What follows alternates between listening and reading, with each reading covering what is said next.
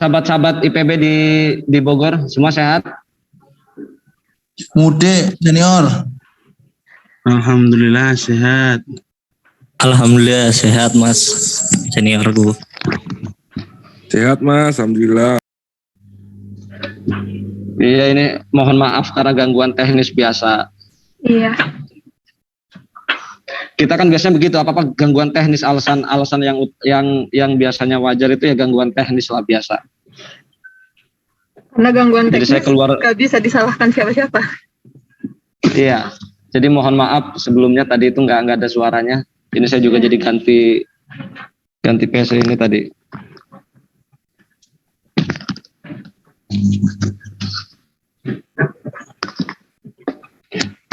Ini langsung mulai apa gimana ini? Moderator gimana ini? Ya, moderatornya Asma. Iya. Kita langsung mulai aja ya Mas. Langsung mulai sekarang? Iya. Oke, sebelumnya perkenalkan dulu, nama saya Zaini, aslinya dari Banjar. Kalau asli Ciamis, tapi dulu PMI-nya PMI Banjar. PMI Banjar dulu tahun 2009, kuliah tahun 2009. Nah, sebelum memulai, saya pengen ini dulu, minta bantuan dari sahabat-sahabat IPB untuk hadiah Fatihah kepada Habib Muhammad Iqbal Assegaf. Jadi sama-sama kita menghadiahkan Fatihah kepada Habib M. Iqbal Assegaf. Ila hadratil Mustafa Rasulullah Muhammad sallallahu alaihi wasallam. Khusus ila ruhi Habib Muhammad Iqbal Assegaf. Al-Fatihah. A'udzubillahi minasyaitonir rajim. Bismillahirrahmanirrahim. Alhamdulillahirabbil alamin arrahmanir rahim maliki yaumiddin iyyaka na'budu wa iyyaka nasta'in. Shiratal ladzina an'amta 'alaihim ghairil maghdubi 'alaihim waladdallin. Sebelumnya saya pengen nanya dulu, ini anak apa di IPB itu, komisariat ini sudah berapa tahun komisariat IPB ini? Baru muncul lagi sekitar tahun 2017 ya Mas Wicak ya? 2013 ya? 17. Jadi saya itu agak sedikit bingung ketika saya harus berdiskusi dengan sahabat-sahabat IPB, karena saya juga sudah lama nggak diskusi, apalagi diskusinya model-model begini kan. Ya inilah adaptasi karena pandemi ini. Jadi agak sedikit, karena saya bukan ustadz yang ceramah itu. Jadi biasanya lebih senangnya ketika di forum-forum tatap muka sebenarnya saya ini. Semua orang juga pasti kan begitu. Untuk diskusi ini lebih enak saat tatap muka.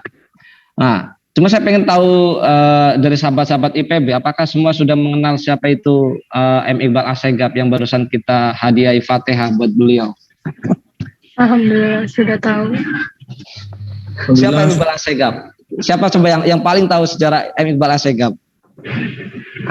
Tahu sedikit. Beliau yang membangun PMI di IPB. Beliau juga pernah menjabat sebagai ketua PBPMI. Ya, tahun berapa M. Iqbal Assegaf ini jadi ketum PBPMI? Tahun 88-90 kayaknya senior. Nah ini, jadi M. Iqbal Assegaf ini kongres ini, beliau ini 2 kali mengikuti kontestasi kongres PBPMI. Pertama 94-97 atau 95-98. Dulu itu beliau itu kalah 4 suara, hanya kalah 4 suara di kongres pertama. Dulu itu kompetitornya itu Surya Dharma Ali. Nah di kongres tahun 95 itu Surya Dharma Ali mengalahkan M. Iqbal Assegaf hanya 4 suara. Nah di kongres berikutnya 98 M. Iqbal Assegaf baru memenangkan kontestasi kongres. Nah ini sejarah ini sebenarnya yang kita itu di Jawa Barat sendiri ya mohon maaf, Jawa Barat sendiri di tingkat nasional ini agak sedikit redup gerakannya, karena memang satu ini tidak ada tokoh yang memang dulu itu benar-benar mengemong atau membimbing kader-kader Jawa Barat. Karena M. Iqbal Assegaf ini wafat tahun berapa M. Iqbal Assegaf ini? Ada yang tahu nggak wafatnya tahun berapa? Tanggal berapa? Kalau tanggal sama bulannya bisa tahu, berarti itu sudah bagus ini. Kader IPB.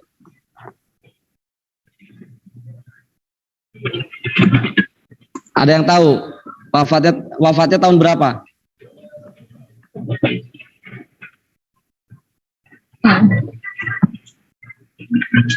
Ada yang tahu nggak? Tahu nggak wafatnya tahun berapa?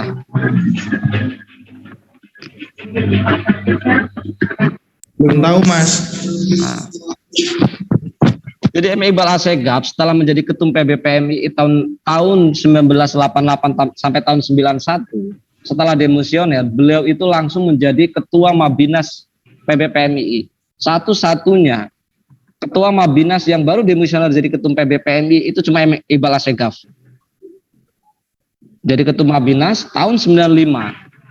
Tahun 95-99, M. Iqbal Assegaf itu menjadi ketum PP Ansor, GP Ansor. Tahun 2098 sampai 2003 sebenarnya beliau itu menjabat sebagai anggota DPR dari fraksi Golkar 98. Nah, tapi pada tahun 99 bulan Februari, tanggal 13 Februari tahun 99 itu M. Iqbal Assegaf mau mendatangi acara halal bihalal di Jakarta Utara yang diadakan oleh anak-anak rantau Maluku Utara, kan beliau ini aslinya dari Maluku Utara. Nah, beliau kecelakaan di jalan tol. Nah, ada banyak teori konspirasi meninggalnya M. Iqbal Assegaf. Ada yang mengatakan ini tidak wajar, ini settingan by design dari Orde Baru pada waktu itu, karena memang Iqbal Assegaf ini tokoh muda. Satu, beliau itu mahasiswa, aktivis, terus dari kalangan Habib, dari kalangan yang memang tidak seperti orang-orang biasa. Dia bisa bermanuver di Golkar. Nah, ini ancaman bagi Orde Baru dulu itu. Nah, ini nanti saya berharap teman-teman IPB ini nanti membuat satu tulisan atau kajian tentang M. Iqbal Assegaf. Untuk apa? Satu itu untuk menambah semangat bagi teman-teman IPB nanti. Kita itu mempunyai sosok yang luar biasa. Bukan cuma milik PMI, tapi di bawah lagi milik Jawa Barat. Bawah lagi Jawa Barat itu milik IPB gitu loh. Jadi kita harus bangga, kita harus memunculkan tokoh-tokoh itu. Kita harus mengenal siapa M. Iqbal Assegaf. Di IPB dulu beliau kuliah tahun berapa?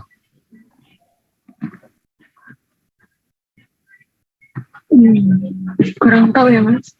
Nah, itu makanya bisa nggak kira-kira sahabat-sahabat IPB hari ini mengakses di data kemahasiswaan dulu berkas-berkasnya itu M. Iqbal Assegaf itu kuliah tahun berapa, beliau itu di jurusan apa kuliahnya, kan pasti masih ada data-data mungkin di IPB ya. Itu bisa dibuat satu kajian yang mana pada hari ini, karena memang di era pandemi hari ini kita kan bukan cuma kita sebenarnya, bukan cuma PMI, bukan cuma Indonesia, bukan cuma pemerintah pusat, pemerintah daerah, tapi seluruh dunia dengan adanya pandemi seperti ini semuanya itu kalang kabut. Bukan cuma PMI ya, dengan kaderisasi yang mandek atau perkuliahan yang sampai hari ini masih melaksanakan PJJ, pembelajaran dengan jarak jauh, bukan cuma sekolah, tapi semua negara ini masih galau terkait pandemi ini. Soal vaksin, belum kalau Indonesia itu belum persoalan di vaskesnya. Sekarang data terbaru berapa juta? Ada 1.600.000-an yang terkonfirmasi positif di Indonesia ini, COVID ini. Ini sendiri, ini kan tidak data yang sesungguhnya. Menurut saya ini tidak yang sesungguhnya di Indonesia ini. Ada 1.600.000 kasus di Indonesia. Kenapa dilakukan seperti itu? Karena pemerintah juga sebenarnya ini agar tidak terjadi kepanikan di dalam masyarakat. Kalau benar-benar data itu diungkapkan ke publik, ini semua akan panik di Indonesia itu. Fasilitas kesehatan juga tidak memadai. Nah, jadi nanti kader-kader PMI IPB itu nanti bisa nggak di era seperti ini membuat tulisan-tulisan apa yang bisa dilakukan di saat seperti ini untuk tantangannya dulu ketika kita berbicara prestasi ini, karena negara sendiri juga masih kalang kabut. APBN juga, ekonomi juga, kuartal juga selalu terkoreksi terus. Vaksin juga terkendala. Hari ini baru berapa yang sudah tervaksin. Kan tahap 2 sendiri itu masih sangat kurang, masih sangat minim vaksin ini. Saya juga agak pesimis apakah nanti Juli itu akan dilakukan pembelajaran tatap muka. Meskipun sudah ada SKB 4 menteri untuk pembelajaran tatap muka. Itu juga masih ada syarat. Syaratnya salah satunya itu tenaga pendidiknya itu sudah tervaksin semuanya. Tahap 2 sendiri untuk pelayanan publik itu baru 53% yang sudah vaksinasi di tahap 2-nya. Tenaga publik itu bukan hanya pendidik, tapi semua juga dari mulai pejabat, mulai PNS, semuanya itu belum semua, apalagi tenaga pendidik. Ini saya rasa pandemi ini juga belum bisa selesai 1 atau 2 tahun. Minimal ini pandemi ini bisa jalan kalau melihat prediksi tahun 2023 baru sudah lumayan lah 2023. 2022 juga belum maksimal. Vaksin juga terkendala. Terkendalanya kenapa di Indonesia? Indonesia itu membutuhkan vaksin 180 juta orang yang harus tervaksin karena harus memenuhi 70% populasi Indonesia agar terbentuk satu herd immunity. Jadi harus dibutuhkan 120 kali 2, berarti berapa? Berarti 260-an juta vaksin. Sedangkan hari ini baru berapa vaksin yang sudah datang di Indonesia? Karena produsen vaksin dunia hari ini itu mengembargo vaksin-vaksin ke luar negeri. Jadi mereka produsen vaksin ini bagaimana mencukupi terlebih dahulu vaksin yang untuk negaranya, termasuk India. Produsen vaksin terbesar itu India. India sekarang mengembargo embargo vaksin. Nah, apakah juga vaksinasi ini setelah vaksinasi selesai semua COVID? Oh, ternyata tidak. Ternyata muncul varian-varian baru. Di India akhir-akhir ini juga semakin ngeri. Ada mutasi ganda lah, muncul lagi varian baru B1167 dari India, belum P1 dari Brazil, belum yang dari Afrika. Ini sekarang negara kalang kabut. Malah ada yang mengatakan ini sengaja. Ada yang bilang kalau orang yang sedikit bukan mengkaji ya, tapi tertarik dengan teori konspirasi itu akan mengatakan ini gelombang COVID tahap 2 ini akan semakin ngeri. Semua dunia akan lockdown. Setelah itu baru selesai. Orang yang mempercayai teori konspirasi soal COVID hari ini, pandemi hari ini, saya juga agak percaya atau tidak. Tapi faktanya India, Singapura, Malaysia hari ini juga mereka kalang kabut. Apalagi di India ini, saya juga agak ini soal masalah pandemi ini. Kita masih bingung ngomongin soal pandemi, soal pembelajaran juga, bagaimana di organisasi PNI bagaimana menghadapi itu. Sekarang Mapaba juga bingung. Sekarang jangankan untuk Mapaba, bahkan mahasiswa satu kelas itu nggak tahu siapa itu yang namanya katakanlah Mawar, siapa itu Bunga, kan nggak tahu. Kita juga bingung PMI loh. Kalau kita tidak mengetahui orangnya, kita bingung. Nanti ini kader-kader juga bingung nantinya untuk memahami soal PMI. PMI sendiri pengurus tidak memahami siapa anggotanya. Jadi saya itu ngobrolnya cuma ngalor ngidul lah ya. Jadi saya tidak bisa ngobrol yang tersusun rapi. Jadi kita ngobrol agak ini aja.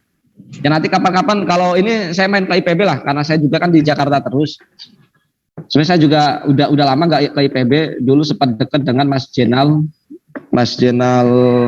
direktur ini ya, manajemen aset IPB itu, Mas Jenal Effendi. Siap. Jakarta mana, Mas? Gimana? Jakarta, saya di Jakarta Selatan, di Pancoran. Oh, Pancoran. Saya di Pancoran karena kemarin di IPB. Nah, bagaimana IPB ini? Nah, IPB ini kan juga sekarang kan Jokowi pernah mengatakan begini loh, kok mahasiswa IPB kok sekarang kebanyakan alumninya bekerjanya di perbankan, di ekonomi. Nah, di mana di pertanian ya kan begitu. Iya. Bisa nggak nih mahasiswa PMI juga menemukan pertanian, tumbuh-tumbuhan yang memang itu manfaat gitu loh untuk pengobatan. Kemarin sempat ramai di Kementerian Pertanian itu soal yang seperti minyak kayu putih itu loh. Apa itu eukaliptus atau apa itu tumbuhan Iya, itu? eukaliptus. Iya. Nah, bisa nggak anak-anak IPB juga itu menemukan satu penelitian soal obat herbal? Bagaimana pengembangan omai juga di Indonesia? Tahu nggak pengembangan omai? Omai itu kan obat modern asli Indonesia. Itu memang yang sekarang juga Kementerian Kesehatan itu menggencar-gencarkan bagaimana untuk memajukan omai. Omai itu obat modern asli Indonesia. Ada 3 tahap. Ada yang istilahnya jamu, ada obat herbal terstandar, ada yang paling tinggi itu nanti fitofarmaka. Nah ini kan dari obat-obat herbal. Nah ini bisa nggak nanti itu sahabat-sahabat IPB juga memahami itu untuk menjadi satu penelitian, karena Indonesia ini kan sangat luar biasa sumber daya alamnya. Apalagi kalau pernah masih mengingat dulu itu Panglima TNI siapa dulu itu? Panglima TNI Gatot Nurmantio. Kenapa kok Indonesia hari ini sangat banyak peristiwa-peristiwa teroris lain sebagainya? Karena semua negara itu mengincar Indonesia. Karena Indonesia berada di garis khatulistiwa, yang mana flora faunanya itu sangat luar biasa, sumber cadangan makanannya sangat luar biasa. Nah, nanti bagaimana penelitiannya? Ada yang fokus di jurusannya apa aja sih? Ini sahabat-sahabat PMI di Bogor ini? Asma sendiri itu informatika. Informatika. Iya. Yang fokus di pertaniannya apa? Ada Willy sama Maggie di benih. Di benih. Oh, di benih. Terus Mas Rizky di itu peternakan. Di peternakan. Iya. Bagaimana sekarang juga negara bisa impor padi, bisa impor ini kan banyak sekali itu impor terus. Nah ini terus pertaniannya bagaimana Indonesia ini? Coba dikaji soal omai. Omai ini agak menarik omai ini karena kalau kita 97% bahan baku obat Indonesia itu impor semua. 97% itu bukan angka yang kecil. Itu angka yang luar biasa. Jadi kita itu belum berdikari sama sekali Indonesia itu. Mau di kesehatannya, apalagi soal masalah mesin, mekaniknya, kita itu semua impor semua. Pakaian juga sekarang impor luar biasa. Makanan juga impor. Nah, bagaimana IPB ini juga mampu nanti meneliti obat-obat herbal itu loh. Nah, obat herbal ini yang paling terdepan itu Dexa, PT Dexa. Ini yang paling terdepan memajukan omai. Coba dikaji itu soal omai. Apa itu obat? Apa itu jamu? Kan sekarang ada sebenarnya ketika obat herbal itu ada logo jamu, obat herbal terstandar, ada fitofarmaka. Stimuno itu obat herbal dia itu sudah kelasnya itu fitofarmaka. Apa yang membedakan jamu, obat herbal terstandar, fitofarmaka? Kalau jamu ini kan ya itu masih berdasar kata nenek moyang dulu, ini berkhasiat, tanaman berkhasiat seperti kunyit dan lain sebagainya. Oh itu jamu. Nah di atas lagi ketika sudah pada tahap uji praklinis. Uji praklinis ini kan sudah diuji kepada hewan. Nah itu nanti kelasnya itu sudah obat herbal terstandar. Tapi kalau sudah masuk pada fase uji praklinis dan uji klinis kepada manusia, nah itu nanti fitofarmaka. Nah ini kan luar biasa sebenarnya, pasarnya luar biasa obat herbal itu. Bagaimana teman-teman IPB nanti memahami itu? Karena Indonesia masih 97% bahan baku itu impor. Vaksin sendiri kita impor semua. Mau yang Sinovac dari Cina, mau Sinopharm, mau AstraZeneca, mau Pfizer, mau Sputnik dari Rusia, semua kita impor semua. Karena kita nggak mau mandiri. Kenapa bisa semua impor itu? Ya itulah jati diri bangsa ini. Jadi banyak oknum-oknum yang memanfaatkan situasi pandemi ini untuk keuntungan pribadi. Ladang Bagaimana? uang. Kenapa? Ladang uang. Betul, karena kesehatan itu kan bisnis paling menggiurkan itu di kesehatan sebenarnya. Padahal kita Indonesia itu Indonesia menemukan ginos untuk Itu sih meskipun klasifikasinya masih dikatakan screening, bukan diagnostik oleh WHO. Kenapa? Padahal efikasinya itu sampai 90% Jinos yang buatan UGM itu. Tapi kenapa hanya diberlakukan screening bukan diagnostik? Ketika kalau seudon saya, kenapa demikian? Ketika Jinos ini bisa tahapan sampai diagnostik, semuanya bangkrut perusahaan farmasi. Tidak ada yang namanya rapid antibody atau rapid antigen, belum swab PCR. Itu semua bangkrut semua perusahaan itu. Padahal itu karya yang luar biasa dari UGM, dari dalam negeri. Belum berbicara vaksin merah putih. Vaksin merah putih ini juga masih sampai sekarang masih tahap uji praklinis. Ini belum. Ya karena apa? Apakah nggak bisa Indonesia membuat vaksin? Sebenarnya bisa, tapi mau pejabatnya di kementerian atau para pebisnisnya, ini dia keuntungannya sedikit. Tapi kalau dari impor, mereka bisa mengambil keuntungan di situ. Apa yang bisa dimainkan oleh PMI sebenarnya? Nah, ini saya juga agak menyayangkan. Kenapa PMI itu tidak sensitif mengawal isu-isu COVID sebenarnya? Bukan cuma PMI di Bogor ya, tapi bukan cuma PMI juga sebenarnya, tapi organisasi mahasiswa Indonesia, mau itu HMI, PMII, GMI semuanya itu agak kurang sensitif berbicara COVID ini. Mereka juga seakan kebingungan. Mereka bingung sendiri, saya itu mau ngapain Pak COVID seperti ini. Mapaba atau rekrutmen kaderisasi kita terhenti, sekolah terhenti, ekonomi lesu begini. Kita bingung sendiri gitu loh menghadapi itu.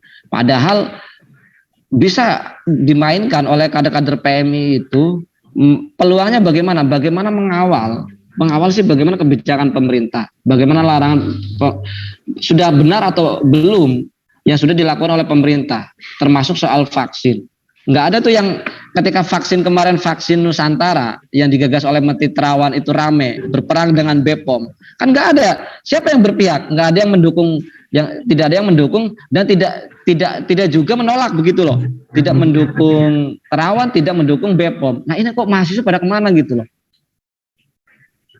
Harusnya kan bersikap PMI atau mahasiswa lain itu harus bersikap. Dia lebih kemana? Apakah lebih pro ke Terawan atau lebih pro ke BPOM? Mana yang harus dikawal? Kajiannya seperti apa?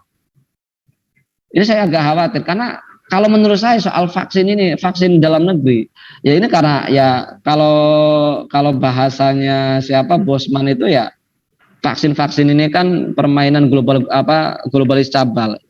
Yang paling tepat itu ya vaksin buatan dalam negeri. Saya juga agak sepakat kalau vaksin Nusantara ya, karena saya pernah mengikuti kegiatan uji klinis fase pertama vaksin di vaksin Nusantara di Rumah Sakit Karyadi Semarang.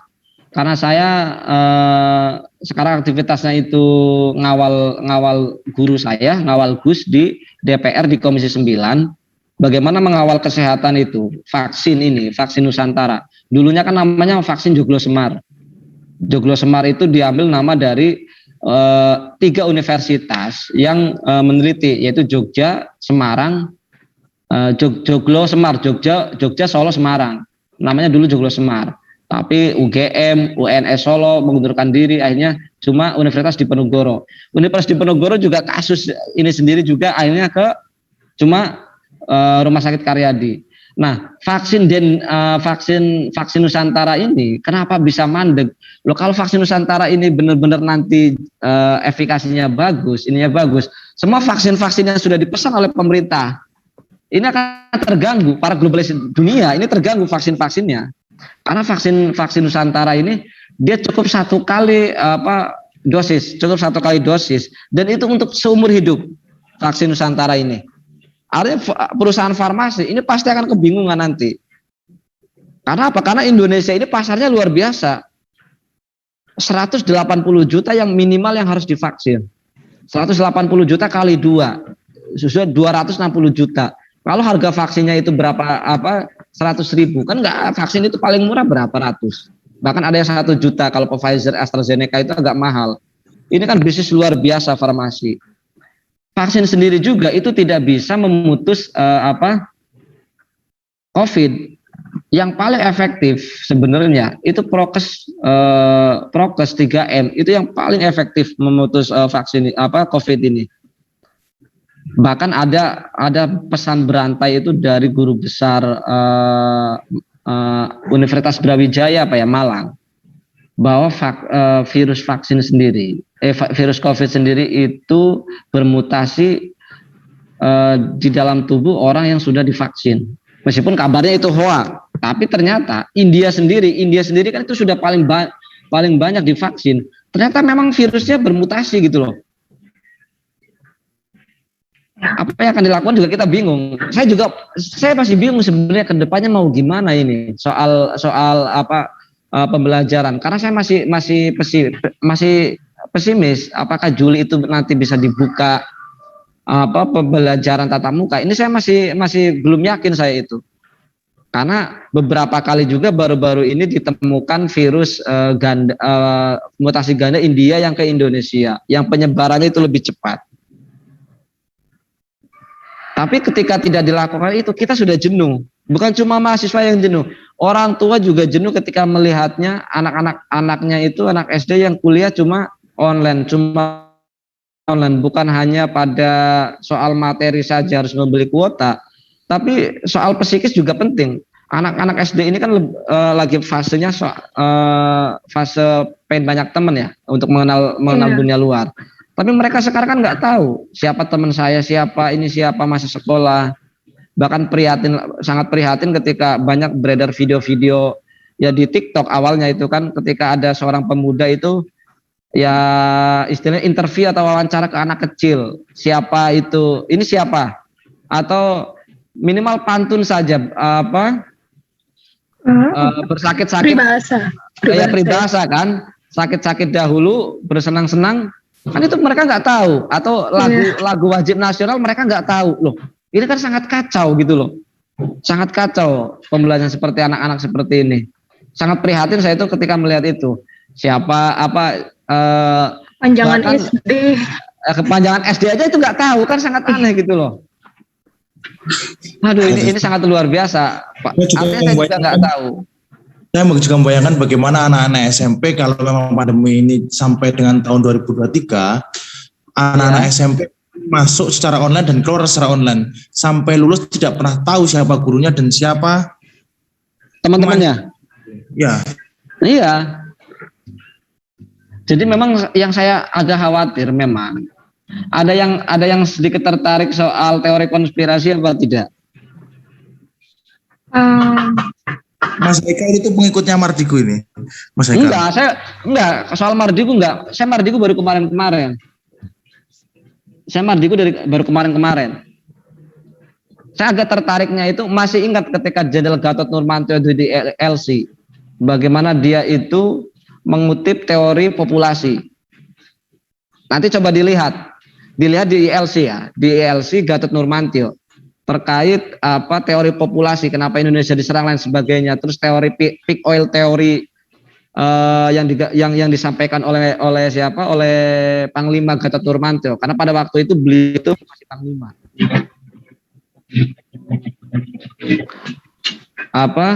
Teori populasi dunia ini hanya sanggup menampung 3-4 miliar penduduk bumi. Tapi hari ini, kemarin tahun 2017 itu sudah hampir 7 miliar bumi. Apakah teorinya benar mengatakan teori populasi bumi ini hanya bisa menampung segitu, cuma 3-4 miliar? Tapi faktanya banyak orang yang meninggal setiap hari itu. Anak-anak kecil banyak yang meninggal di Afrika itu. Di Indonesia angka stunting sangat luar biasa, sangat mengerikan stunting di Indonesia itu. Karena ketika kita mempercayai teori populasi, mau percaya atau tidak, tapi faktanya begitu. Nah, makanya saya kok agak liar pemikirannya. Oh benar juga, bagaimana untuk mengurangi penduduk bumi? Satu itu melalui perang, memusnahkan manusia. Tapi perang ini banyak yang dikecam oleh beberapa negara. Karena sekarang sudah tidak ada perang ketika PBB itu, dan biayanya sangat luar biasa. Ketika perang itu sudah dicoba, baru bisa juga via yang agak sedikit soft, itu dengan menekankan angka kelahiran bayi, yaitu dengan mohon maaf ya, kondom atau alat kontrasepsi. Artinya itu kan pengurangan penduduk, 2 anak cukup di Indonesia. Itu juga belum, makanya coba kita buat virus.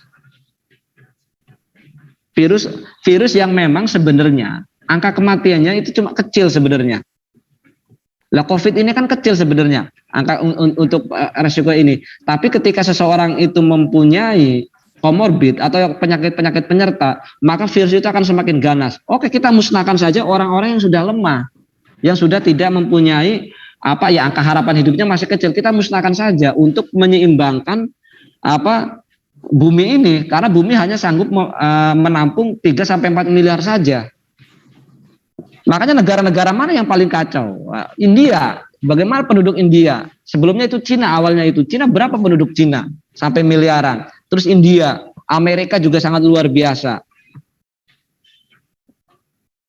Karena ini sudah terlalu banyak manusia ini. Ya entah benar atau tidak, tapi ini sih cuma bacaan saja, benar atau tidaknya.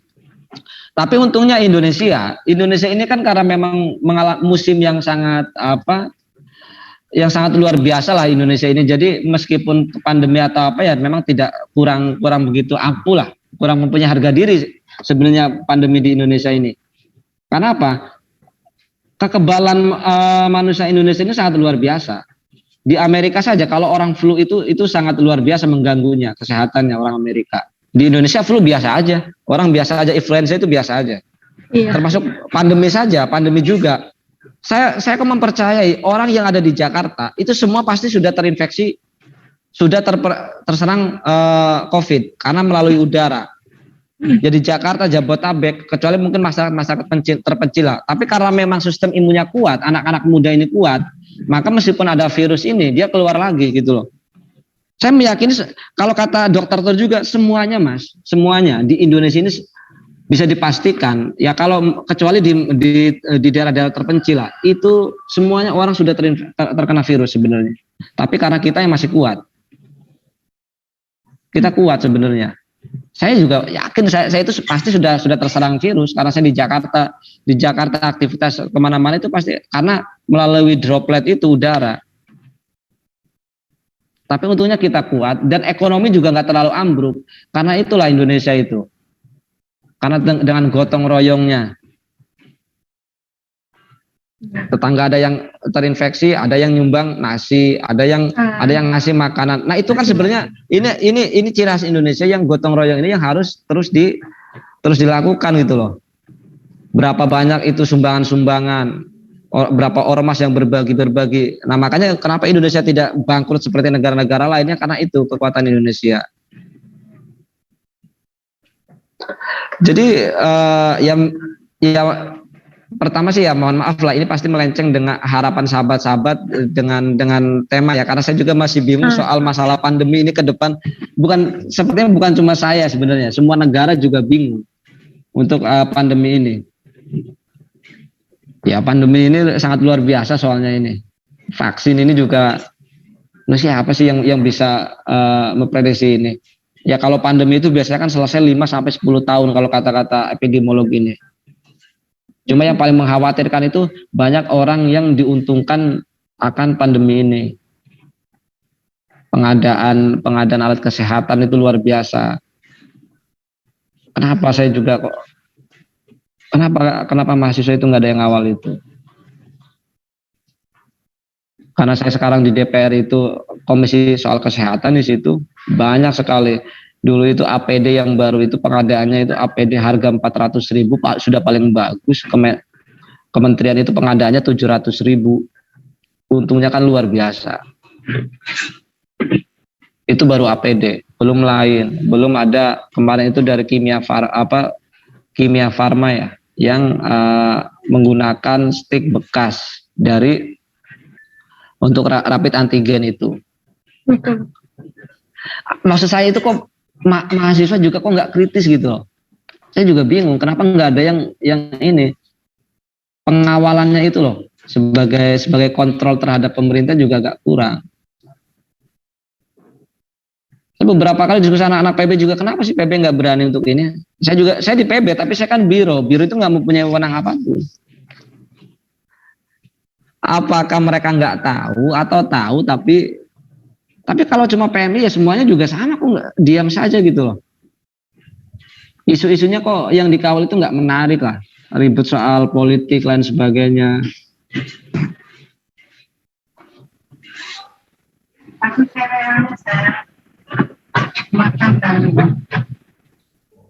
Ini besok aja lah, lebih enaknya nanti di IPB aja setelah Lebaran biar sambil ngopi-ngopi. Bisa diagendakan silaturahim ke komisariat, Mas.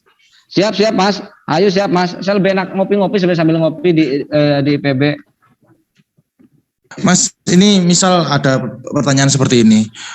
Dalam pandemi yang hampir berjalan 1,5 tahun ini kan pastinya pemerintah memiliki badan usaha milik negara yang namanya Kimia Farma. Nah, apakah pada saat-saat seperti ini keuntungan Kimia Farma itu juga mampu maksudnya resources dari keuntungan Kimia Farma itu kemana? Apakah memang juga distribusikan dalam bentuk pendapatan asli negara atau juga dikelola oleh Kimia Farma masing-masing sendiri kalau kondisi seperti ini, Mas? Iya.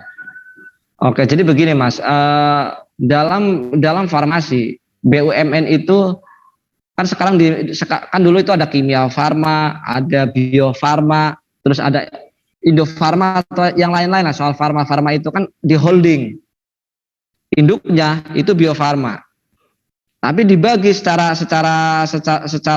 ininya. Bio Farma itu fokus pada penelitian itu Bio Farma, produksi itu Bio Farma, penelitian dan produksi itu Bio Farma, untuk pemasaran itu Kimia Farma. Ini kan holding BUMN farmasi. Nah, keuntungannya kan ketika setiap keuntungan BUMN ini keuntungannya ya nanti dikelola dulu oleh negara menjadi sumber pendapatan negara dari holding dari BUMN pengusaha di bidang farmasi. Nah, ketika itu kan dibawa oleh Kementerian BUMN. Nah, di Kementerian BUMN kan itu banyak sekali untung di Kimia Farma atau untung di sektor kesehatan, tapi di sektor yang lain BUMN ini kan banyak yang rugi. Seperti sekarang Waskita itu sekarang luar biasa. Waskita kan soal konstruksi itu kan banyak yang rugi. Minus berapa triliun itu. Belum lagi soal asuransi Jiwasraya, Asabri. Kan nanti keuntungan itu nanti untuk menambal di BUMN-nya itu menambal di bidang mana kita itu minus. Gitu, Mas. Jadi bukan cuma Kimia Farma ya, tapi ya BUMN itu ya itu nanti Bio Farma, Kimia Farma. Makanya kenapa vaksin Sinovac itu kerjasama dengan Bio Farma kan? Kerjasama Bio Farma karena Bio Farma sebagai holding dari BUMN bidang kesehatan. Nanti sama Bio Farma diproduksi, dipasarkannya oleh Kimia Farma. Keuntungannya ya untuk negara nanti Mas, yang disetorkan dari Kementerian BUMN. Tapi BUMN juga mengkaji lagi, mana nih sektor mana yang minus sebagai tambal juga. Ya maksudnya ke negara itu Mas. Itu nanti soal anggaran Mas. Makanya kan beberapa, gimana Mas? Artinya vaksin merah putih yang lagi digarap oleh Dr. Terawan mantan Menkes ini kalau petanya seperti itu akan sulit terwujud berarti artinya. Memang Mas, memang sulit. Jadi sedikit saya ini ya Mas ya. Bukan vaksin merah putih yang digagas oleh Dr. Terawan, tapi vaksin Nusantara oleh Dr. Terawan. Jadi ada dua vaksin yang sedang dikembangkan di dalam negeri. Satu itu vaksin Nusantara yang digagas dan dikembangkan oleh Dr. Terawan dengan ketika beliau masih menjabat sebagai Kemenkes. Balitbangkes itu kerjasama dengan PT di Surabaya, Remenal atau apa gitu. Nah, PT di Surabaya ini kerjasama dengan Aevita di Amerika Serikat untuk mengembangkan satu vaksin yang secara platform itu vaksinnya ini dengan dendritic cell. Satu-satunya vaksin yang genetic cell itu baru di Indonesia. Karena vaksin itu biasanya itu platformnya kalau nggak inactivated virus, kalau nggak ya vaksin-vaksin apa dengan platform yang lain atau dengan virus dari mamalia atau rekombinan protein rekombinan. Nah itu vaksin Nusantara. Nah vaksin merah putih ini dikembangkan oleh 7 lembaga sebenarnya Mas. Ada satu itu LIPI, terus ada lembaga molekuler Eijkman, ada Universitas Airlangga, ada Universitas Unpad, ada universitas ada 7 lembaga yang itu universitas terkemuka. Kenapa vaksin merah putih ini agak tertinggal? Karena dari 7 lembaga ini mana nih yang paling memungkinkan untuk dikembangkan? Karena apa? Karena di setiap lembaga-lembaga ini platformnya itu berbeda-beda Mas. Kalau lembaga molekuler Eijkman itu platformnya dia menggunakan protein rekombinan. Kalau yang dari UNER itu pakai mRNA. Loh, sebenarnya mana yang paling memungkinkan untuk dikembangkan yang nanti dilakukan uji klinis fase pertama. Ini kan belum. Jadi bibit virusnya ini belum ditemukan mana yang mau diteruskan gitu Mas. Makanya kenapa vaksin merah putih sampai sekarang ini belum ada titik terang lah. Ya titik terang ya itu sih baru bahasa-bahasa di media. BRIN pada waktu itu masih ada Kementerian Ristek BRIN, Profesor Bambang Brojonegoro mengatakan sudah ada titik terang, tapi sampai sekarang belum bisa Mas, karena masih pada melakukan penelitian bibit vaksin. Kan sebelum membuat vaksin itu bibitnya dulu mana yang mau kita kembangkan itu kan belum. Nah nanti kalau target itu di kuartal 3 atau kuartal 4 2021 itu sudah ditemukan bibit vaksinnya, nanti baru dilakukan uji klinis fase 1. Uji klinis fase 1 ya mungkin itu baru tahun 2022. Uji klinis fase 1. Uji klinis fase 1 berapa bulan? 3-6 bulan itu baru dilakukan uji klinis fase 2. Uji klinis fase 2, 3-6 bulan uji klinis fase 3. Sepertinya vaksin merah putih itu ketika sesuai dengan jadwal yang sudah ditentukan itu tahun kuartal 3 atau 4 2022 baru bisa digunakan.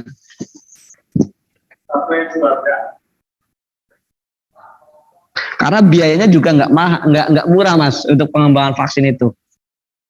Ketika sedang rapat dengan Komisi 9 Menteri BRIN itu karena setiap pengembangan platform itu 100 miliar, ada 7 lembaga dan beberapa platform. Berarti berapa miliar itu? Itu untuk penelitian pertama. Baru penelitian untuk mana sih platform yang cocok. Terus kalau sudah cocok, kita uji praklinis ini kan dilakukan kepada hewan. Cocok apa enggak?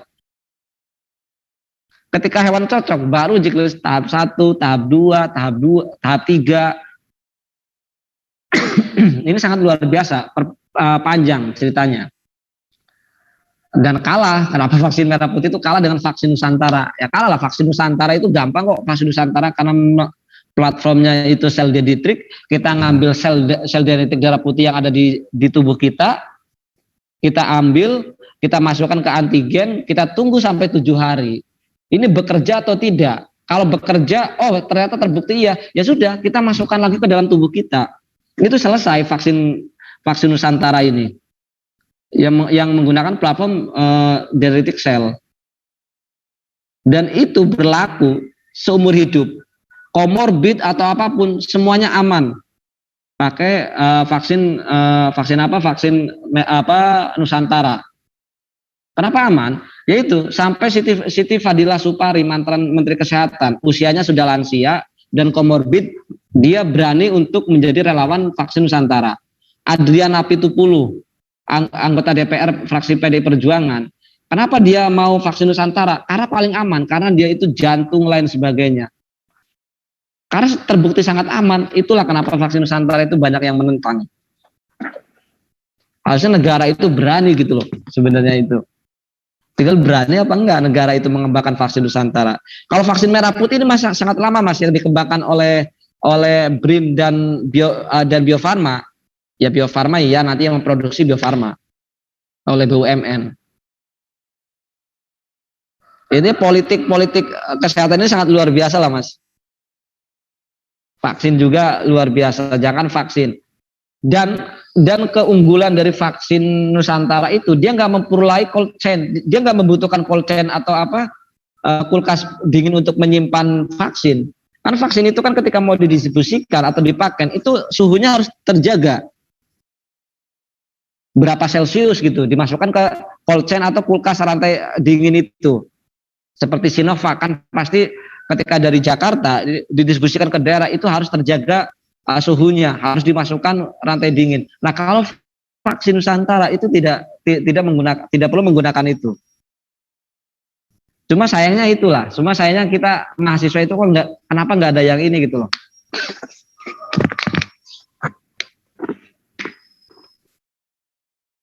Itu Mas kalau soal vaksin merah putih Mas.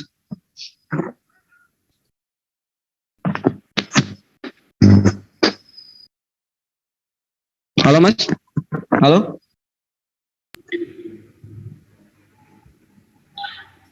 Halo?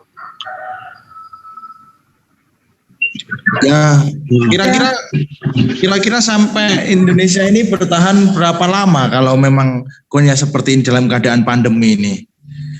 Dalam kekuatan Indonesia yang sehari ini.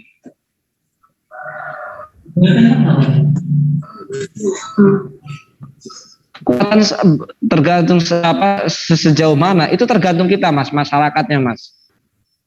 Dalam arti tergantung bagaimana penerapan prokes 3M itu benar-benar maksimal.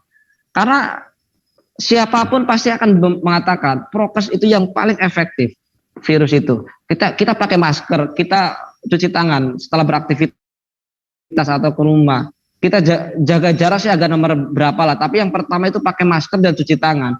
Itu paling efektif. Nah, selagi masyarakat Indonesia itu efektif menerapkan prokes, sampai kapanpun Indonesia akan tetap bertahan, Mas.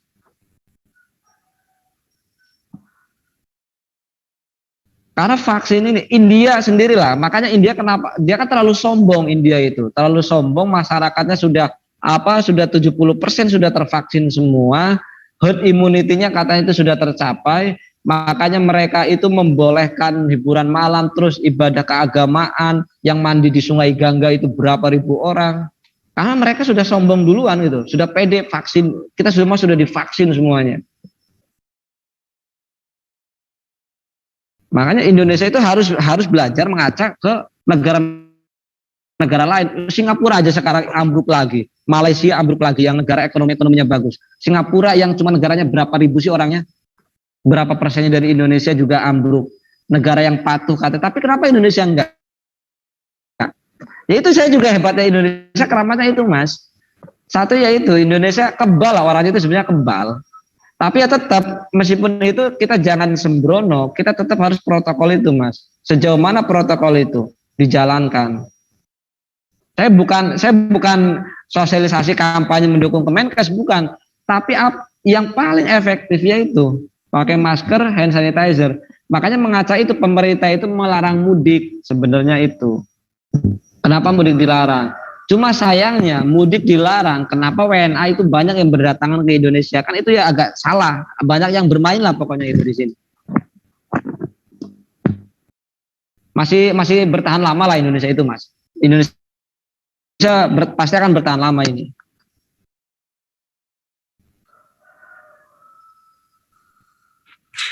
Mas, saya mau bertanya, Mas.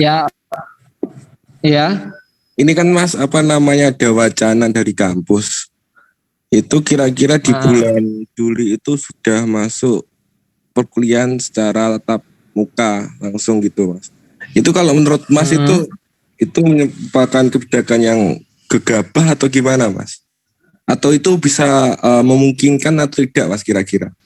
Terima kasih. Iya, terima kasih Mas. Iya, sudah ada surat SKB 4 Menteri. Menteri Kesehatan, Menteri Pendidikan, Menteri Agama, dan Menteri Dalam Negeri untuk diberlakukan pembelajaran tatap muka. Meskipun nanti itu 2 bulan pertama itu masih tahap ini ya, tahap apa? 2 bulan pertama itu masih tahap apa? Yang memang masih juga apa? Masih percobaan lah 2 bulan pertama. Percobaannya tidak boleh guru atau murid itu membawa nasi, membawa bekal. Masih beradaptasi dulu. Masih ada percobaan dulu 2 bulan ini kira-kira maksimal atau tidak. Tapi sebelum maksimal atau tidak berjalannya pembelajaran tatap muka, kan itu kembali syaratnya itu tenaga pendidik di satu instansi itu sudah semua tervaksin. Di IPB apakah semua dosen ya semuanya pendidik maupun lain sebagainya sudah divaksin? Sudah divaksin atau belum di IPB sendiri? Belum. Dosennya sudah tervaksin semua atau belum? Nah itu karena syarat di SKB 4 Menteri itu semua tenaga pendidik di satu instansi itu sudah harus tervaksin, baru boleh satu instansi tersebut itu melaksanakan pendidikan tatap muka. Itu satu syarat. Yang kedua itu sebelum melaksanakan pembelajaran, tenaga pendidik itu harus dites dulu.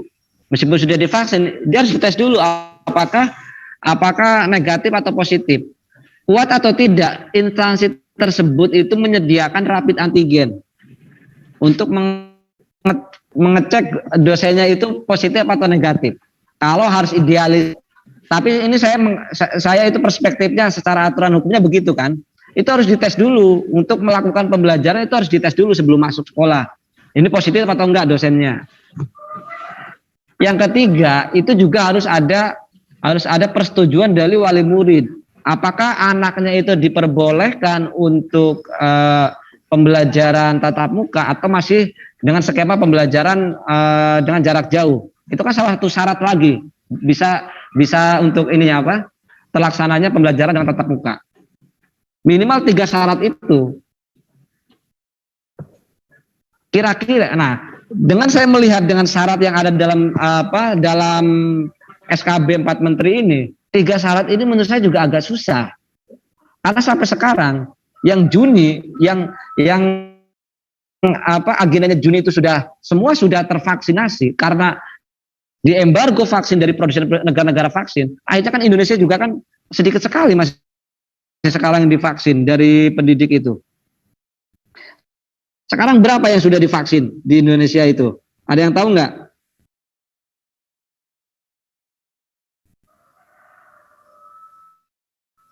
Halo? Ya kalau bicara data kurang tahu Mas. Nah ya, artinya kan saya pesimis sih Mas. Gegabah sih mungkin tidak ya. Kalau gegabah karena itu kan upaya karena banyaknya juga aspirasi dari orang tua, wali murid untuk pembelajaran. Nah, dengan aspirasi dari masyarakat itu, wali murid itu dengan melihat roadmap dan blueprint vaksinasi di Indonesia yang Juni itu seharusnya sudah petugas publik semua sudah tervaksin.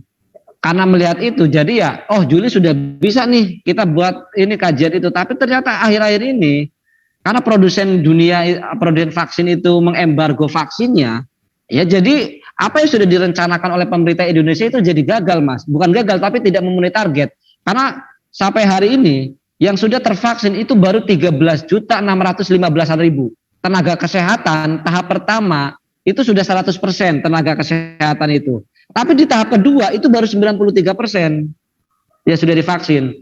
Lansia itu baru 12%. Itu tahap satunya. Tahap duanya lebih sedikit lagi, berapa? Baru 8.000. Petugas publik itu sekarang baru 53% ya sudah divaksin. Kan baru setengahnya, 53%. Itu tahap satu. Di tahap duanya, tahap dua berarti kan dia sudah pemberian dosis kedua ya. Itu baru 32%. Baru 32% yang sudah divaksin. 32% petugas publik itu dibagi berapa tenaga pendidik, berapa itu ANS, berapa itu TNI, berapa itu Polri Mas. Itu Mas. Karena pasti 32% petugas publik ini. Jadi saya agak pesimis kalau melihat faktanya gitu loh. Kalau melihat ini sih ya palingnya kalaupun nanti akan terlaksana ya beberapa instansi yang memang sudah dikatakan kuat lah ya instansi yang hebat aja lah. Sekolah-sekolah juga ya paling sekolah-sekolah negeri aja Mas yang itu juga sudah benar-benar menerapkan prokesnya yang agak bagus. Kampus juga ya mungkin kampus-kampus IPB ya mungkin sudah. Tapi coba dilihat gitu loh. Dianalisis sama sahabat-sahabat sudah berapa ini sebenarnya instansi tenaga pendidik yang divaksin di IPB sendiri.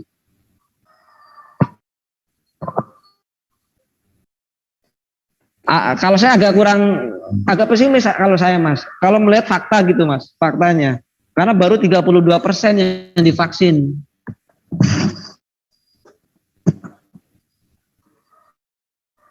Begitu Mas. Mungkin dengan keadaan yang seperti ini, kira-kira pandemi itu berakhir itu kapan Mas ya? Kalau menurut Mas itu? Pandemi kapan berakhir? Setiap pandemi itu pasti. Kalau dari dulu sejarah flu Spanyol atau lain sebagainya itu, ya pandemi itu ya 5-10 tahunan Mas. Minimal itu.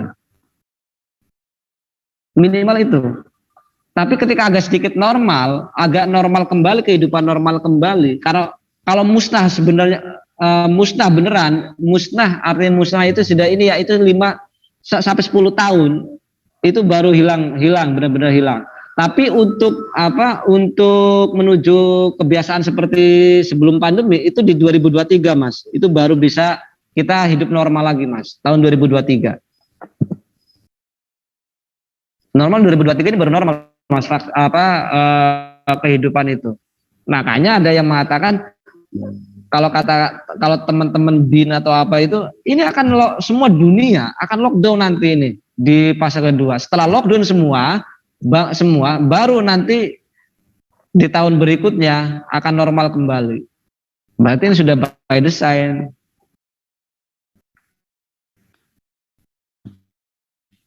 Begitu Mas. Tapi jangan terlalu percaya juga sih, jangan terlalu percaya soal teori konspirasi, tapi percaya soal COVID itu ada iya.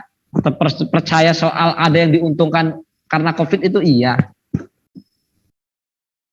Tinggal kalau seumpama apa yang akan dilakukan nanti oleh sahabat-sahabat PMII kalau kalau pembelajaran itu belum dilaksanakan tatap muka, kita bisa yang biasanya suka nulis ya bikin artikel lah, bikin artikel atau kirim ke media untuk dimuat di media, bisa nggak untuk media cetak yang rajin nulis itu yang bisa harus yang kita lakukan kalau memang nanti tidak terlaksana Mas.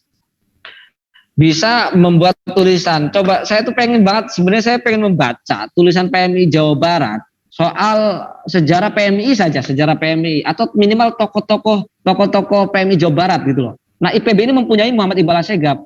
Saya berharap sekali teman IPB nanti ada yang nulis soal sejarah itu. Dilihat dari akademiknya dulu kuliahnya bagaimana, keluarganya itu siapa sih sebenarnya. Iqbal Asegaf itu kan Habib, tapi masih ada nggak sekarang keluarganya yang nanti bisa kita silaturahmi? Saya dari PMI IPB untuk silaturahmi pengen menulis biografi Muhammad M. Iqbal Asegaf. Itu kan luar biasa nantinya Mas. Sahabat-sahabat yang lain gitu loh di IPB.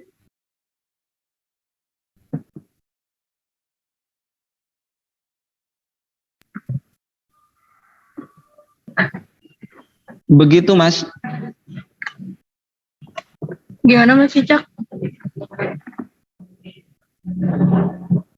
Oh ini pada mudik apa enggak ini? Ini pada mudik apa enggak ini?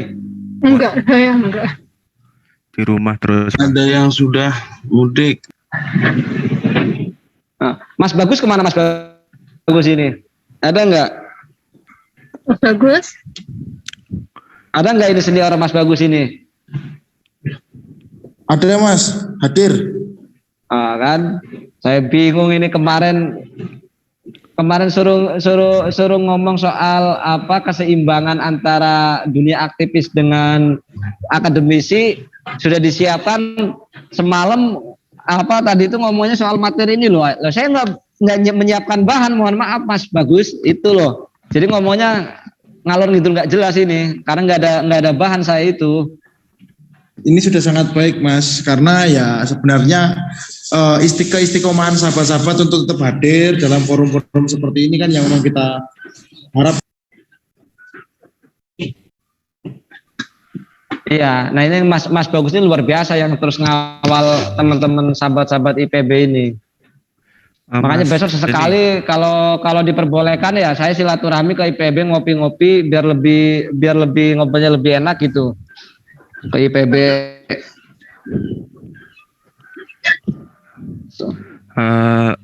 Mas ini. Iya.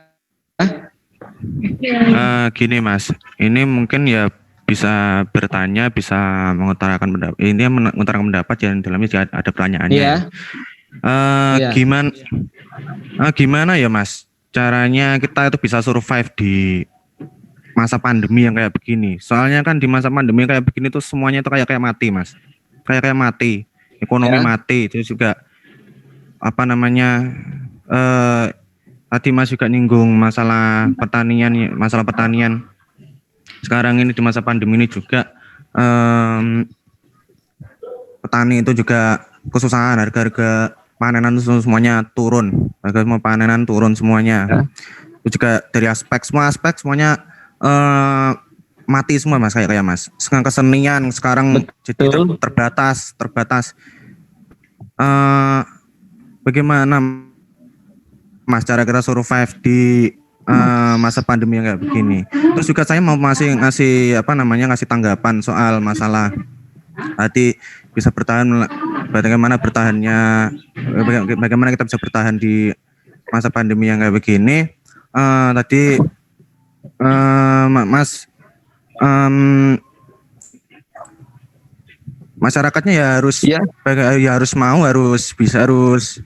nurut, misalkan harus progresnya bagaimana. Masalahnya kan di tempat kita ini kan juga orangnya kan majemuk pemikirannya. Ada yang sudah benar-benar percaya dengan dirinya sendiri, ada yang juga yang memang nurut sama masyarakat gitu kan. Dan juga kan masyarakat itu juga kan soalnya punya pemikiran seperti itu kan juga karena melihat pemerintah juga Mas. Misalkan sekarang tadi nyinggung masalah mudik nggak boleh ya kan, mudik nggak boleh. Tapi kenapa kalau misalkan kayak artis-artis, misalkan kayak orang-orang besar itu punya acara hajatan tuh kenapa kok diperbolehkan? Ya biarpun memang kalau ditonton itu memang ada ada jarak, ada sekat, ya biar jadi contoh. Tapi masalahnya di lingkungan ini banyak yang pernikahan dibubarkan, orang-orang gede kan enggak. Jadi kayak gimana ya? Kayak kesannya itu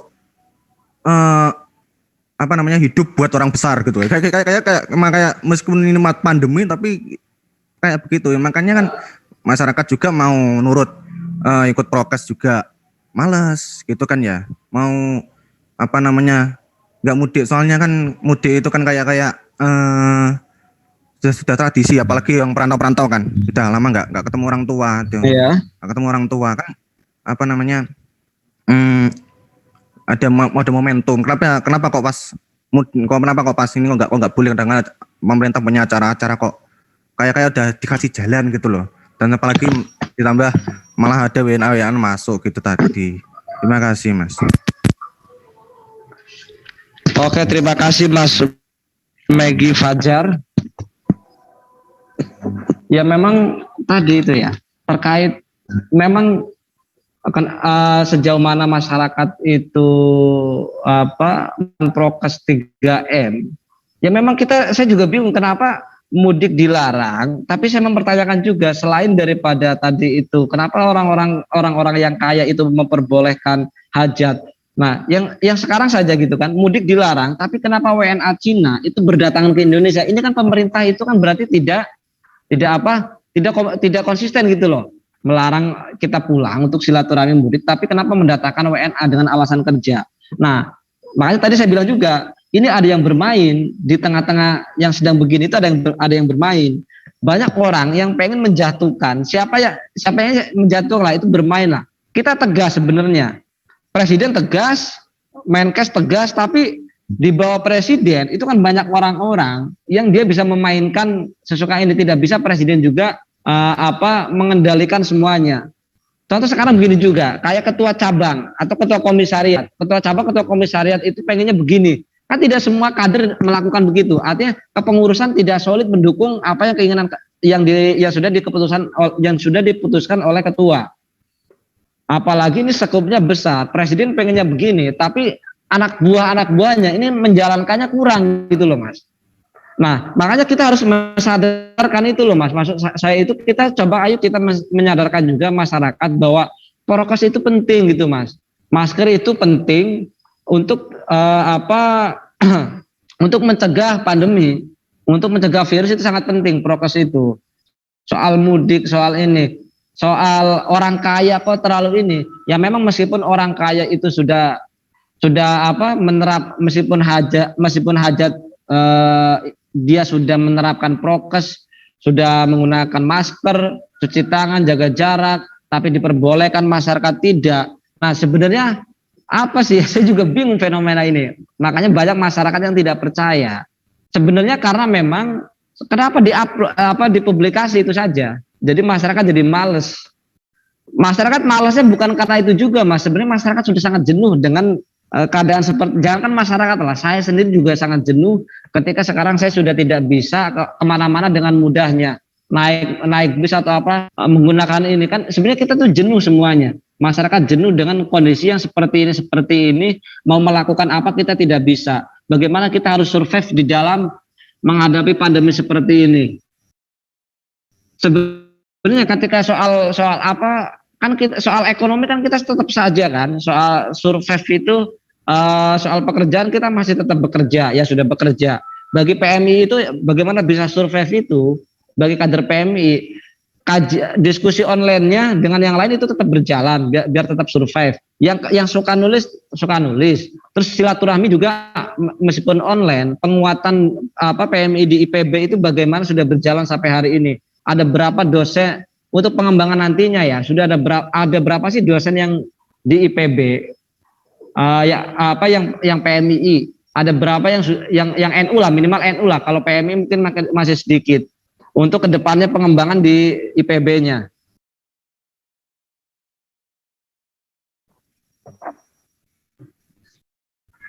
Gimana Mas Megi? Nah, kalau misalkan bagi kalau itu kan survive-nya tuh yang anggota PMI ya. Iya. Kalau misalkan bagi yang orang umum gitu loh, Mas, survive-nya itu ya bagi ya kan, karena kan kondisi pandemi kayak gini kan semuanya terbatas, Mas. Semuanya terbatas. Betul. Ya orang-orang kerja juga dibatasi, terus juga dan juga ya kalau masalah ekonomi juga sekarang juga semuanya kayak semuanya gak karuan iya. gitu lah. Ya, nah, itu survive-nya gimana gitu loh, Mas? Ya, sebenarnya kita itu saya sendiri nggak bisa jawab yang pasti menyenangkan, karena nanti akan saya bilang loh, saya akan jawab juga. Ya memang dunia masih berat. Saya belum mempunyai satu solusi soal pertanian juga. Kenapa masih murah begini? Kita juga tidak bisa menafikan bagaimana perjanjian perdagangan, nafta lain sebagainya itu yang membutuhkan kajian yang sebenarnya sangat dalam ya. Saya sendiri juga tidak menguasai itu. Kenapa makanya barang-barang impor itu sangat luar biasa masuk ke Indonesia, karena ada perjanjian perdagangan yang saya sendiri kan tidak tahu apa sebenarnya isi-isinya. Perjanjian apa saja sih? Kenapa barang bisa masuk tanpa bea cukai? Karena kan sudah ada perjanjian itu. Dan soalnya barang dari luar itu lebih murah daripada di Indonesia kan gitu. Dari Indonesia sendiri. Kenapa mereka bisa murah? Karena negara itu mensubsidi besar-besaran bagi para petani-petaninya. Di kita kan tidak. Itu lebih mahal, makanya kenapa harga di Indonesia itu anjlok ya, karena lebih mahal dari barang luar. Kalau kita menahan barang luar masuk, kita juga kena sanksi karena sudah terikat perjanjian perdagangan bebas itu. Kan kita juga bingung, Mas. Saya sendiri tidak mempunyai solusi bagaimana bisa survive bagi para petani juga itu, Mas. Tapi yang saya pengen tekankan itu, bisa nggak masyarakat itu bisa penambahan nilai? Kenapa kopi dari petani itu kita jual berapa, 1 kilonya itu berapa ribu, tapi oleh Starbucks yang cuma 1 cangkir bisa puluhan ribu gitu loh. Bisa nggak petani-petani itu jangan menjual barangnya bisa nggak bisa setengah jadi lah minimal hasil produksi pertaniannya itu setengah jadi dikembangkan. Kan banyak sekali nih program-program dari kementerian soal pengembangan pertanian, UMKM-nya bagaimana. Nah, bisa nggak dilatih para petani untuk bisa meningkatkan nilai hasil pertaniannya itu, Mas? Minimal setengah jadi gitu loh. Bisa nggak kira-kira? Ya pertanian apa aja, Mas? Biar untuk survive nanti, bukan cuma survive di pandemi, tapi untuk kedepannya. Kan kalau kita lihat coba petani kopi, berapa sih 1 kilo kopi? Itu dengan Starbucks, yang Starbucks cuma menyajikan 1 gelas, kenapa harganya lebih untung itu? Kan karena petani-petani ini kan apa ya? Jadi agak sedikit apa ya, alergi atau apa yang untuk menaikkan grade-nya agak sedikit lambat, Mas. Yang penting kita sudah menanam, panen, sudah jual aja. Nah, ketika nanti harganya turun, kan jadi baru mereka itu berteriak-teriak lah. Tapi bisa nggak kapasitas pengetahuannya itu ditingkatkan untuk bagaimana memproduksi hasil pertanian menjadi barang setengah jadi, minimal setengah jadi aja dulu. Begitu, Mas. Mohon maaf. Mas ya, berarti emang mau nggak mau ya, Mas ya, mau nggak mau kita emang harus bertahan ya di masa pandemi kayak begini. Ya, semoga iya harus bertahan. Ya, bertahan dengan sekeras mungkin gitu, Mas. Iya, soalnya emang banyak sekali aspek lain. Tadi kan Mas jadi bahas pertanian juga. Ini dari kan juga saya kan juga aktif di kesenian, di teman-teman seni juga banyak yang mati kerjanya karena nggak bisa pentas, nggak bisa dan lain sebagainya juga. Terus juga dari pendidikan ini juga tadi sudah disinggung panjang banget juga ya. Ini kalau misalkan ya tadi kan katanya kemungkinan tahun 2023 itu baru bisa beraktivitas normal. Ya kalau menurut saya merasanya emang enggak. Nah, ya berarti mau nggak mau ya bagaimana caranya kita aja berarti ya, Mas ya. Bagaimana caranya kita aja sampai di tahun itu atau mungkin beberapa tahun kemudian kita baru bisa normal lagi gitu kan ya. Ya mudah-mudahan itu satu juga, selain itu kan kita harus bertahan dulu. Untuk hal ini bertahan dulu. Dan bisa nggak ya kan kita juga agak, ya mohon maaf ya, kalau kesenian itu negara sendiri kan memang kurang perhatian akan hal itu. Negara, kampus-kampus juga jarang. Kalau sekarang seketat apapun kita mau pentas lain sebagainya, kita pentas dengan prokes. Apakah orang-orang mau juga untuk melaksanakan itu? Kalau tidak, itu dilarang oleh pemerintah. Kan bingung juga kalau soal itu, Mas. Kalau online, kira-kira orang-orang tertarik atau tidak ketika kita pentas online gitu? Kira-kira tertarik nggak, Mas? Alhamdulillah ya. Alhamdulillah ini teman-teman juga banyak yang pentas online ya, banyak yang tertarik juga kok, Mas. Ya itulah berarti ya kembali lagi kitanya ya memang harus mau nggak mau ya mengikuti apa yang dianjurkan supaya ikutlah dalam rangka untuk supaya biar coronanya pandemi ini biar segera berakhir. Makanya ya kalau kita bahas masalah vaksin untuk begini soalnya bikin atau rencana-rencana untuk memang masyarakat secara umum memang nggak begitu memahami yang penting kan maunya masyarakat itu kan pandemi selesai gitu aja, bahkan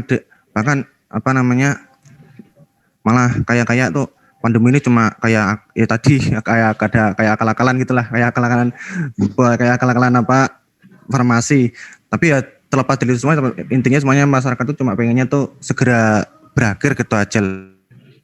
Iya, bukan cuma masyarakat, cuma ya itu tadi semuanya pengen untuk semuanya pengen ini. Iya. Maksud saya itu saya itu begini, Mas, kayak masyarakat. Tapi ya tadi itu ya prokes.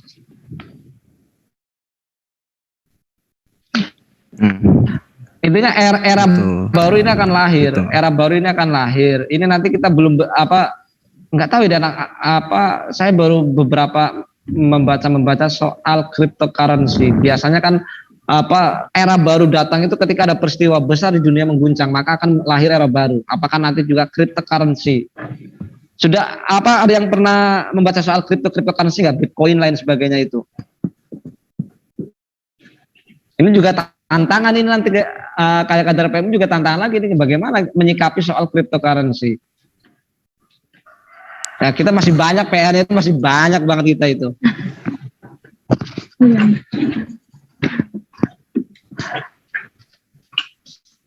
Saya juga mau buka bersama ini sama anak-anak. Jadi ini sampai jam berapa ya? Saya udah ditunggu juga ini. Silakan Mas untuk closing statement-nya. Jadi mohon maaf, ya intinya Mas, saya saya cuma mohon maaf kalau tidak maksimal. Saya tidak menyiapkan bahan yang agak runut karena memang agak berbeda semalam, terus temanya berubah. Saya mohon maaf dan terima kasih sudah memberikan kesempatan saya silaturahmi kepada sahabat-sahabat semua di IPB. Saya cuma berharap saja nanti dari kader PMI IPB itu membuat satu tulisan tentang biografi M. Iqbal Assegaf. Saya berharap itu ke Mas Agus, Mas Wicak sebagai seniornya itu, saya pengen banget berharap itu ada yang menulis itu sejarah-sejarah tokoh-tokoh PMI, khususnya karena ini IPB khususnya itu M. Iqbal Assegaf. Biar dikenal, bisa nggak juga setiap malam Jumat itu diadakan yasinan atau apa keagamaan yang selalu pasti ngirim Fatihah kepada Iqbal Assegaf. Siap, Mas Zen. Bisa nggak kira-kira Mas Bagas, Mas Wicak bikin ini, Mas Bagus bikin tulisan tentang M. Iqbal Assegaf? Mas Bagus? Bisa nggak kira-kira? Sekitar 1 tahun yang lalu sebenarnya sudah masuk proses pembuatan. Cuman karena banyak hal akhirnya mandek. Terus terang hari ini masih ada bahannya. Cuman ya masih mandek seperti itu kira-kira. Nah itu bisa dilanjutkan lagi dengan pandemi seperti ini yang masih ini. Coba kalau di rumah daripada rebah dan sebagainya, untuk karena belum normal, bisa nggak itu dilanjutkan tulisannya itu, gitu Mas? Karena kemarin juga sempat komunikasi sama THI Rahma, iya, sama Bu Khofifah kan waktu itu era yang bisa menyambungkan waktu itu kan THI. Nah sudah banyak dapat cerita. Nah sebenarnya masalah utamanya itu di keluarga atau istrinya, karena sangat menutup dan apa ya, sudah tidak begitu senang dengan iklim perjuangan sahabat-sahabat PMI. Luka ya mungkin saya pribadi.